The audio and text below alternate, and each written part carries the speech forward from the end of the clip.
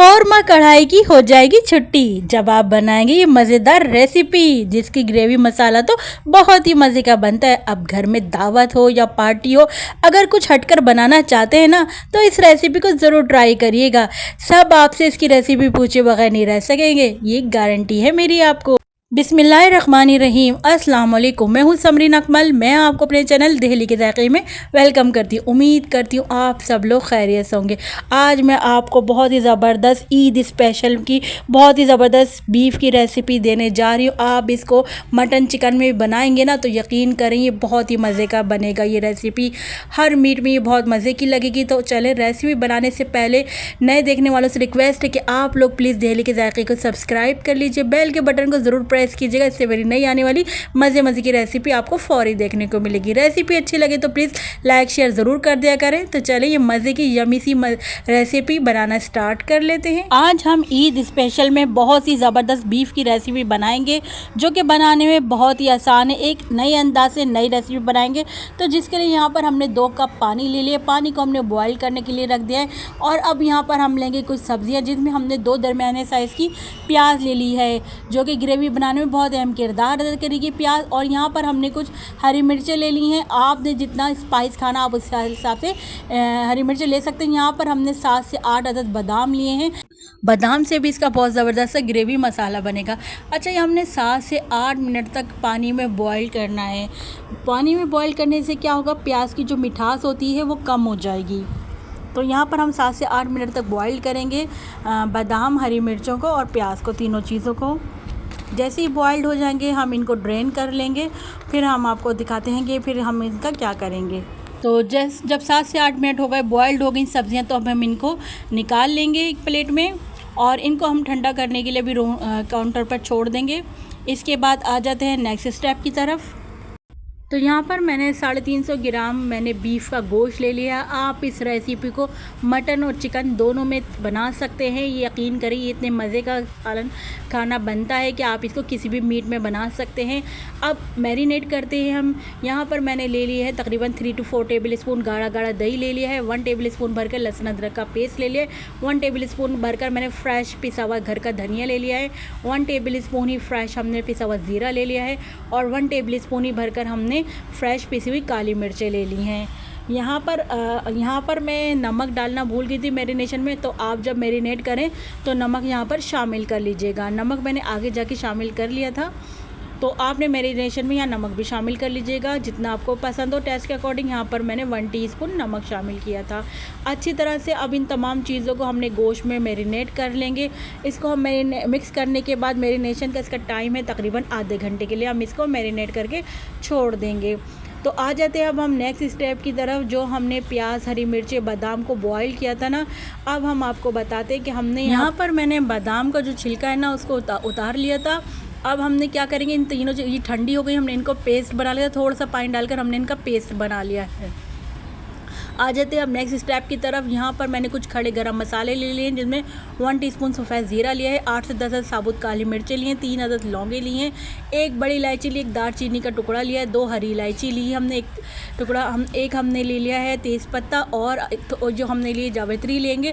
लेकिन ये बहुत बड़ी जावित्री का पीस है, मैं आपको दिखाऊँ हमने कितना पीस लेना है। हमने ये बस ये छोटा सा पीस ले लेना है जावित्री का।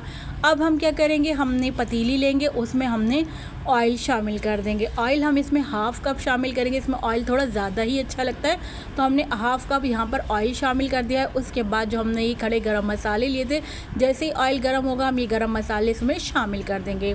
यहाँ पर गरम मसालों को हमने 1-2 मिनट तक क्रैकल करना है ताकि हमारे जो ऑयल है इसमें अच्छी सी इन तमाम गरम मसालों की खुशबू आ जाए और बहुत अच्छा सा फ्लेवर आ जाए। तो अच्छी तरह से हम क्रैकल करेंगे 1 से 2 मिनट तक, या जब तक इसमें से अच्छी सी खुशबू ना आने लग जाए, जब तक आपने इसको फ्राई करना है। अब जैसे ही गरम मसालों में से अच्छी सी खुशबू आने लग जाएगी तो हम यहाँ पर शामिल कर देंगे और यहाँ पर अच्छी तरह से हम तमाम गरम मसालों में अच्छी तरह से मिक्स कर लेंगे। यहाँ पर हमने कर देनी है भुनाई स्टार्ट कर देते हैं हम। यहाँ पर आप लोगों से रिक्वेस्ट है, जब आप लोग यहाँ तक पहुँच ही गए हैं मेरी रेसिपी देखते देखते, तो नए देखने वालों से रिक्वेस्ट है कि प्लीज़ दिल्ली के जायके को सब्सक्राइब कर लीजिए, बेल के बटन को ज़रूर प्रेस कीजिएगा, क्योंकि इससे मेरी नई आने वाली मज़े की यमी ईद रेसिपीज़ और समर रेसिपीज़ और मैंगो रेसिपीज़ आपको देखने को मिलेंगी। और रेसिपी अच्छी लगे तो प्लीज़ लाइक शेयर ज़रूर कर दिया करें। अच्छा, अब देखिए यहाँ पर हम भुनाई करते जा रहे हैं खूब अच्छी तरीके से, और यहाँ पर हम शामिल कर देंगे जो हमने प्याज, हरी मिर्च और बादाम का पेस्ट बनाया था वो हम यहाँ पर शामिल कर देंगे, ताकि इनकी भी इन सब चीज़ों के साथ अच्छी तरह से भुनाई हो जाए। अच्छी तरह से हमने खूब भुनाई करेंगे ताकि जो कच्चे मसाले इन सब की स्मेल ख़त्म हो जाए और अच्छी तरीके से हमारी भुनाई हो जाए। यहाँ पर मैंने हाई फ्लेम करके अच्छी तरीके से भुनाई स्टार्ट कर रही हूँ। हमने भुनाई जब तक करनी जब तक ऑयल सेपरेट ना हो जाए। अच्छा, यहाँ पर मैं अब शामिल कर दूँगी नमक, जो कि मैं आपको बता रही थी मैरिनेट करने में मैं नमक डालना भूल गई थी, तो यहाँ पर मैं शामिल कर दूँगी नमक मैं यहाँ पर शामिल करूँगी तकरीबन 1 टीस्पून। नमक शामिल करने के बाद अच्छी तरह से मिक्स करेंगे और साथ साथ भुनाई करते जाएंगे। देखिए, अब भुनाई करते करते ऑयल जो है सेपरेट हो गया है, तो अब हम यहाँ पर गोश्त गलने का पानी शामिल कर देंगे। मैं यहाँ पर तकरीबन 1 गिलास के करीब गोश्त गलने का पानी शामिल कर दूँगी। गोश्त का पानी गलने का पानी शामिल करने के बाद मैं अब इसको गोश्त को गलने के लिए रख दूँगी तकरीबन 45 मिनट्स के लिए। कवर करके रख देते हैं, मिलते हैं हम आपसे 45 मिनट्स बाद। अच्छा, यहाँ पर 45 मिनट्स हो गए थे। 45 मिनट्स बाद गोश्त गल गया है और यहाँ पर हम ये तेज़ पत्ता निकाल देते हैं क्योंकि इसका जो अरोमा था वो सब आ चुका है।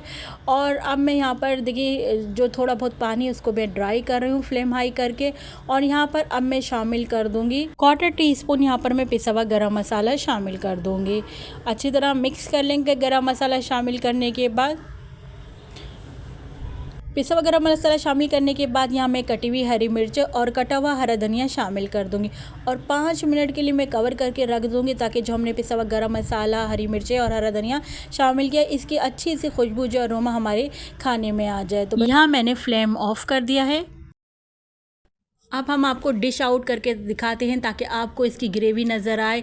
ये बहुत ही मुनफरिद बना है ये खाना। आप लोगों ने इस ईद पर दावत में ज़रूर बनाइएगा। इस रेसिपी को आप इंजॉय कर सकते हैं नान, रोटी, चपाती। मैं कहती हूँ ये बहुत मज़े का लगेगा हर एक के साथ। आप इसको इंजॉय करिएगा और मुझे ज़रूर फीडबैक दीजिएगा। मुझे आपके प्यारे से कॉमेंट का इंतज़ार रहेगा कि आप लोगों को मेरी रेसिपी कैसी लगी। इसको ज़रूर बनाइएगा और ज़रूर बताइएगा आप लोग। चलती हूँ क्योंकि मैं आप लोगों के लिए इसी तरह मज़े की ईद समर रेसिपीज़ आपकी खिदमत में लेकर हाजिर होती रहूँगी। जब तक के लिए मुझे समरीन अकमल को दिल के ज़ायक़े से इजाज़त दीजिए। अल्लाह हाफिज़।